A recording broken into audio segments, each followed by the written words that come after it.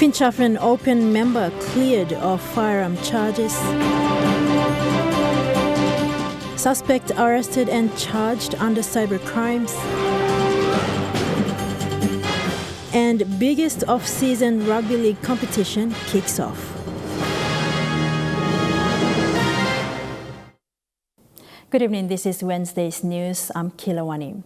Rainbow Paita, Open member for Finschaffen, has been cleared of criminal charges over his discharge of a high-powered police-issued firearm.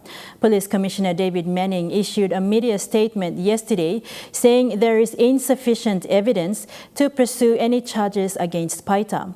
Paita's close protection officer, however, has been charged with administrative and criminal charges. This follows a social media post that showed the member, who was then Minister for National Planning, discharging shots from a high-powered rifle. Police Commissioner David Manning's special investigating team has found insufficient evidence to pursue criminal charges against Finschaffen Open member Rainbow Paita over his discharge of a high-powered police-issued firearm. The team, however, has found sufficient evidence to lay administrative and criminal charges against Paita's close protection officer, Sergeant John Bine. The Commissioner directed the investigation into the conduct of the member following a public outcry over the release of a video on social media. The viral video shows the leader, who was then National Planning Minister in the current government, discharging a number of shots from a high-powered rifle. The special investigating team convened on the 14th December last year to 1. Ascertain the facts and circumstances surrounding the incident, 2. Establish whether any PNG laws, including PNG Firearms Act 1978, were breached by Paita, and 3. Whether Paita, by his action, had endangered the lives of others. Commissioner Manning, in a statement, said investigators have established that no PNG laws, including the PNG Firearms Act 1978, were breached in any way by Paita. Further, there was no criminal intent or motive, and at the time of the incident, no one was injured, annoyed, threatened, and no property was damaged. Manning has commended Paita for setting precedents when he stepped down from office when the video became public. He said this move allowed the police investigators to investigate the matter with confidence and without reservations. Meanwhile, Prime Minister James Marape says if Paita has been cleared of gun charges, he resumes his role in the cabinet as the country's planning minister. A man from Western Highlands province has been arrested and charged for defamatory publication and cyber harassment. It was alleged that the suspect, James Yoka, using a fake Facebook account, published a defamatory post against a senior public servant. The suspect has been released on bail. Last week, members of the Special Crimes Division acting on a search warrant swiftly searched the suspect's residence in Port Moresby. Electronic devices capable of storing data or information in relation to the defamatory post were confiscated. The suspect, James Yoka, was then escorted to Boroko Police Station for questioning. According to police report, it was alleged that the suspect has published several defamatory posts on February 2017 and December 2021 against the Chief Immigration Officer and Hagen MP William Duma. A search warrant was obtained and the police, comprised with the Information Technology team, traced the fake account to a mobile phone number registered to the suspect. The suspect was formally charged with 2 counts of defamatory publication and 2 counts of cyber harassment under the Cybercrime Act. The suspect, who is a community leader and businessman from Western Highlands province, thanked the police in carrying out this investigation. Thank you all policemen from Boroko, all special crimes investigation team from Boroko, also me come what search warrant lo search property from me, house from me, got allegation staff you come, me also leader man lo country. A leader man of community, we must show him good play example. In no can talk this excuse, resist him on me, our master. He further raised concerns on how the search warrant was issued. So consent from me, awesome people policeman staff, consent from me, awesome. Search warrant, court, me appeal of justice system. Long look good long search warrant or complain it before giving search warrant kind of some disla. The suspect was released on 2,000 kina bail. Rion Lakingu National, MTV News. Former female politician Dame Carol Kidu, former member for Mosby South and one of only 7 women leaders in PNG's parliament, has spoken about the recent torture of women in the Kagwe district of Southern Highlands. She said sorcery accusations-related violence is a complex issue and the fight to end this violence requires collective effort from the government and bureaucrats down to the whole of society. She was speaking at the PNG Council of Churches conference against sorcery accusations-related violence yesterday. During my time in politics, a horrific one in the outskirts of Port Moresby, horrific torture, and people terrified to report it and trying to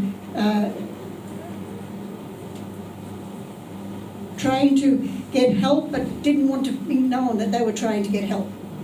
The fear, the horrific fear involved, because they felt if they were seen to be trying to help the victims, they would then also be attacked. And then we've heard the horrific things from Wabag. So we need everyone. It's what I call WOG and WOS. We need a whole of government approach to this. We need the political side and the bureaucratic side. Particularly, I'm so glad to hear the Education Department working with our young children. Whole of government have to see this as a serious thing. And WOS is whole of society. I always used to talk about we need a WOG and a WOS approach, whole of government and whole of society. And it can't be just the churches alone. They can lead the way, and they have led the way. And then there are the human rights defenders out there leading the way. But everyone is responsible to act in some way, even if it's just by your voice, or by fundraising to help the frontline defenders, or anything of that nature. You're watching National MTV News. More stories after these short messages.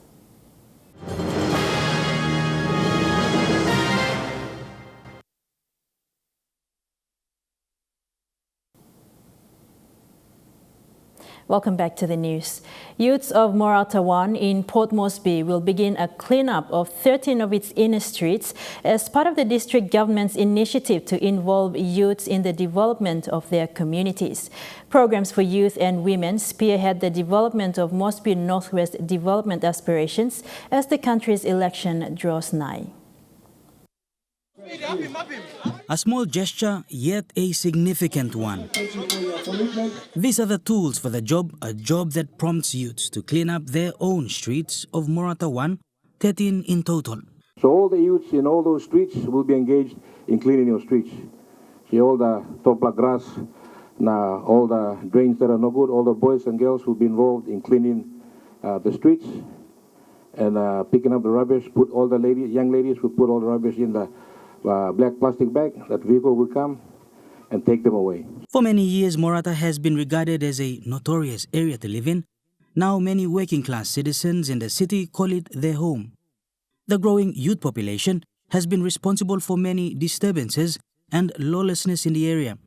The member for Moresby Northwest wants the youths to be involved in a youth program that will keep them out of trouble. I'm very, very happy to announce the launching of our youth empowerment program starting from this very street, and 13 streets of Morata 1, we will clean all of them. The district will send in machinery to fix the roads once the cleanup has been done by the youths. And the backhoe will come on Monday, and it will start cleaning the road. We will also do patrol grading for all the roads in Morata. Youths and women remain a key part of the district government's development plans. After assuming office following the by-election 6 months ago, Lohe Boy Samuel is moving quickly throughout the electorate to expand services ahead of the national election in April. Bradley Valenaki, National MTV News. The Bundi Rural LLG in the Medang province has struggled to see government health services over the years. In an effort to address this, community-based organization, the Kumura Foundation, enrolled selected individuals from various communities to attend the Community Health Workers College in the Chimbu province. In December, these trainees assisted doctors on a rural medical patrol to rural Bundi to help the people. The trainee community health workers were part of a 30-member team who tracked from Upper Bundi to Lower Bundi in 3 weeks. They carried medical supplies, traveling over 200 kilometers, setting up clinics, providing health services under community-based organization, the Kumura Foundation's Travel to Change program. For these local volunteers who are currently being trained as community health workers, it was an opportunity for them to work with doctors and to see the health issues in their communities. Mi pla round linchet lo campaign mi lain implanti terus mi plaksi bagarap na step tu mi lukim molisla something emol serious cases mi plagat but mi pla ino sabe na true logisla round mi pla mi look sabe. Sampla sanding lain lo school mi pla kam apply na sampla something mi pla no lain lo tu mi pla lain lo medical doctors kam lo Chimbu Provincial Health Authority. One of the trainee CHWs is Willie Yoga, a local with 15 years of experience assisting medical staff going into rural communities. His dream to become a community health worker was delayed because of school fee issues. Through the Kumura Foundation, Willie and several other locals were sponsored by the Sir Brian Bell Foundation to pursue studies to become community health workers. Foundation em salimi go na mi go through law school na now me ready because plenty experience mixing pinis outside na me go inside them or something em issue lo me. The initiative to have locals trained as CHWs is to address the lack of health services in this rural area. While these trainee CHWs are in school, aid posts will be built in their communities for them to serve in when they graduate. It provides them the real hands-on experience, so they will be well-rounded with this kind of skills to better serve their community efficiently. Lucy Kopana, National EMTV News. A landowner and chairman of the Waidodo clan from the Segment 4 area of the PNG LNG pipeline has called on the government to release their infrastructure development grants. Chairman Bob Conner says the funding will be used for various development projects in their area. The chairman says submissions have been made to the Department of Petroleum. However, they have been waiting for over 3 months for the payment. He said they need the funding to get their planned projects off the ground. Papa grant, you don't give him, so me give him grant for me. Now you too, you must give him me. One him something me put in paper loan. Me plan no talk law. Government you give me free money. No God. And through the agreement we be him. One him legally MOU or IGC grant or through the submission, but must approve him. So all the submission we will put him.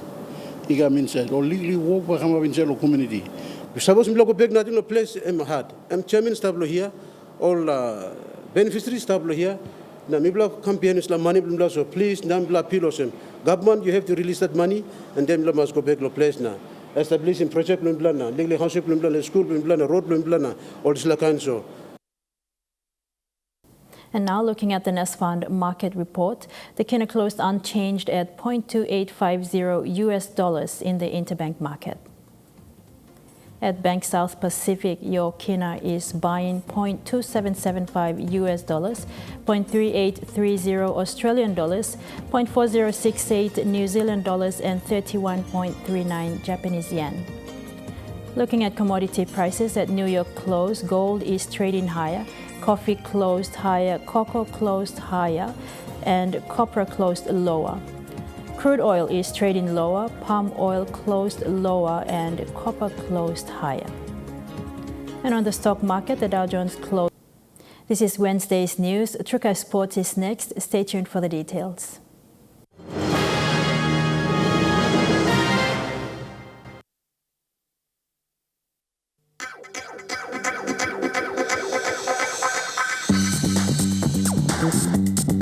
Trukai Sports.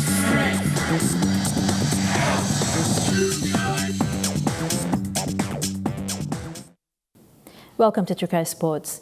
The biggest off-season rugby league competition in PNG, the Coca-Cola Ipath Cup, is scheduled to kick off this weekend. The announcement was made this afternoon by CCIC competition manager Sam Coy. After being postponed several times last year due to COVID-19, the 2021 and 2022 season for the Coca-Cola Ipath Cup will get underway in Jiwaka and Enga provinces. The challenge is scheduled to start this weekend from 14 to 16 January. Matches in Jiwaka will be staged at Kimil Rugby League grounds, and Enga will host its challenge at the Wapenamanda Primary School field. The Engan teams this year we had interest like last year built up from most districts. I think this year's picked up well. Like we have, like from Porgera alone and Ligam, we've got about 4 teams. Like it used to be only 1 or 2. So we've got like teams from most districts participating in the Enga Challenge. Same with Jiwaka. Jiwaka also, I think, because Jiwaka is a bit more, they normally have the Governor's Cup, so they already have teams that participate from all districts. So that's why we've got about 16 teams for Jiwaka. The much anticipated nationwide off-season competition has gained interest from local and suburban teams over the years. Coca-Cola Ipath Cup competition manager Sam Koi has given a strong warning against violence. Koi says several teams from the participating provinces were banned previously for an indefinite period due to misconduct on the field. I think we have more order. I think the competition is more orderly. We from past beginnings, we have more order. Teams actually, understand. We punish teams for, anything from any violence. We've actually not just spoken, but we've actually taken action. Like Chimbu, we've banned them. Chimbu province, we've banned them for disrupting the grand final. This year, the Coca-Cola Ipath Cup celebrates its 20th anniversary. Koi says the 2021 to 2022 challenge will be dedicated to the people behind the success of CCIC. One to remember is the late CEO Timothy Lepa. We're planning on bringing all our old, there's a few pioneer, not only clubs, but also pioneer officials that have actually, kick-started the comp where, we've given credit to them for so long, like our late CEO, Timothy Lepa. He was the brains behind the competition, he was a very colorful character. If it wasn't for him, the competition would never have started.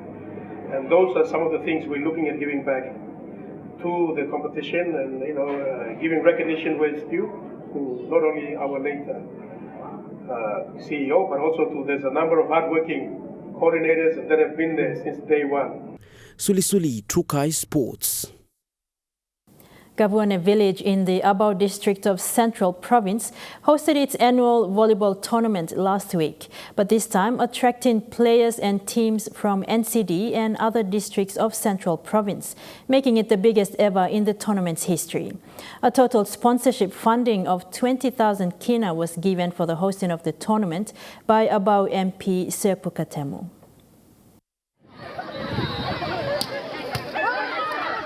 40 men's teams and 18 women's teams took part in the week-long tournament that commenced last week Tuesday, making it the biggest in the annual tournament's short history, with players and teams from other parts of Central Province like Hula and as far as Kairuku and Mekeo taking part.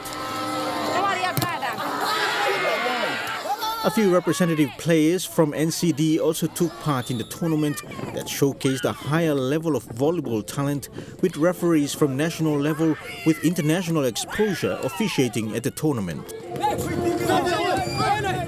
A village that has traditionally been known for producing rugby league, rugby union and netball players at national and international level, lack of proper rugby and netball facilities has led to Gabuane sports men and women venturing into the code of volleyball over the past decade, attracting the attention of selectors at provincial and national levels.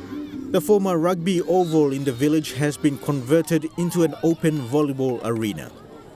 Given the short space of time for a large number of teams taking part in both men's and women's divisions, a top 8 finals format was used to determine the final 2 teams in both divisions who competed in the grand final on Saturday.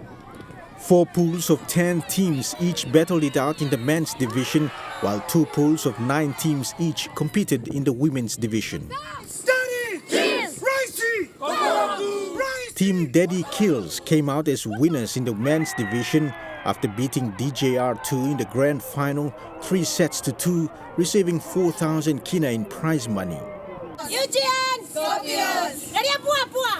In the women's division, UGN Scorpions defeated DJR 3 sets to 1 in the grand final, also collecting 4,000 kina in prize money. Special individual awards were also presented during the presentation ceremony following the grand finals.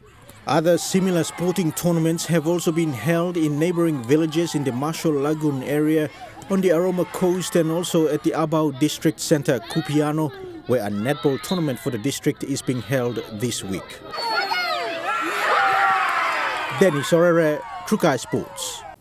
And that ends Trukai Sports. The weather report is next. All the details after the break. Trukai Sports.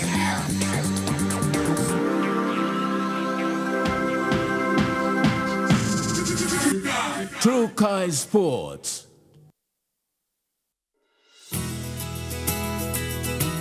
This weather update is proudly brought to you by MoniPlus, with you always.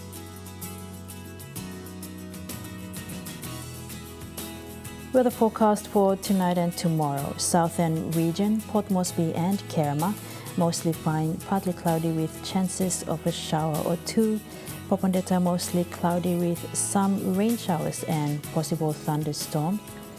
Daru, partly cloudy with chances of few showers and possible thunderstorms. And Alotau, mostly fine with chances of a shower or two. The Momase region, Leh, partly cloudy with chances of brief showers and thunderstorms. Madang, mostly cloudy with few showers and possible thunderstorms. Wewak and Vanimo, mostly fine, partly cloudy with chances of a shower or two. The New Guinea Islands region, Lorengau and Kavieng, mostly fine. Kokopo and Rabaul, mostly fine, partly cloudy with chances of a shower or two. Kimbe and Buka, mostly cloudy with chances of a few showers and possible thunderstorm. For the Highlands region, Goroka and Kundiawa, partly cloudy with chances of afternoon showers. Mandi and Wabeg, cloudy periods with some afternoon showers.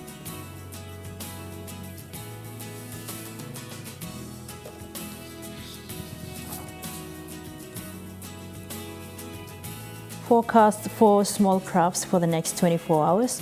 Coastal waters of southern PNG Indonesian border, to Daru, to Gulf of Papua, to Yule Island, to Hood Point, to Samarai Islands, and with waters of Milne Bay Islands, to Cape Vogel, to Huon Gulf, to Finschaffen, seas 0.5 to 1.3 meters. Waters of Samarai Islands to Milne Bay Islands, seas 0.5 to 1.5 meters. Coastal waters of Finschaffen through Vitia Strait, to Gasmata and Kendrian, to Siasi and Long Islands, to Karkar, to Bogia, to Wewak, to Vanimo, to northern PNG Indonesian border, seas 1.5 to 2 meters. Waters of Manus and its western group of islands, New Ireland, East New Britain and Bougainville, seas 0.5 to 1.5 meters. Waters of West New Britain, seas 1 to 2 meters.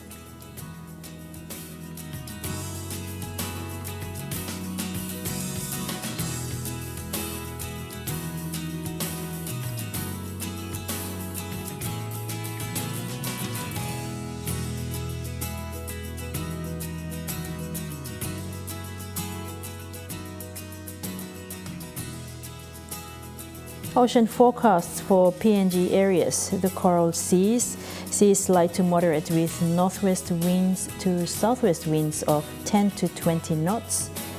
Solomon Seas, seas moderate with northwest to westerly winds of 10 to 20 knots. Bismarck Seas, seas moderate to northwest winds of 15 to 20 knots. And the Pacific Ocean, seas moderate with northeast to northwest winds of 10 to 20 knots.